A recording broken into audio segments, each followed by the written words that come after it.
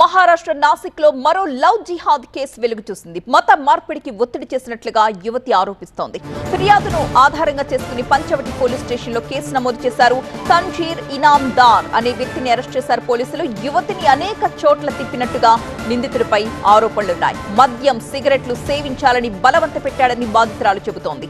లైంగిక దాడికి పాల్పడినట్లు కూడా పోలీసులకు కంప్లైంట్ ఇచ్చింది. తన మెడలో ఉన్న పూసలు, దేవుడి దారాలు తీయించేశాడని ఆరోపిస్తోంది. మరో మతం ఆచారాలు పాటించాలని తనపై ఒత్తిడి తెచ్చాడు అని చెబుతోంది బాధితురాలు.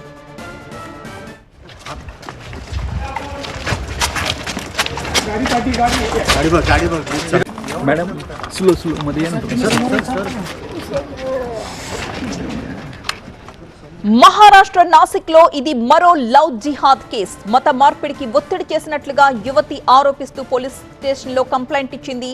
ఆ ఫిర్యాదును ఆధారంగా చేసుకుని కేసు నమోదు చేసుకున్నారు పంచవటి పోలీస్ స్టేషన్ లో. తన్జీర్ ఇనామ్దార్ అనే వ్యక్తిని అదుపులోకి కూడా తీసుకున్నారు పోలీసులు. యువతిని అనేక చోట్ల తిప్పినట్లుగా నిందితుడిపై ఆరోపణలున్నాయి. మద్యం, సిగరెట్లు సేవించాలని బలవంత పెట్టాడని, లైంగిక దాడికి కూడా పాల్పడినట్లుగా పోలీసులకు కంప్లైంట్ ఇచ్చింది ఆ యువతి.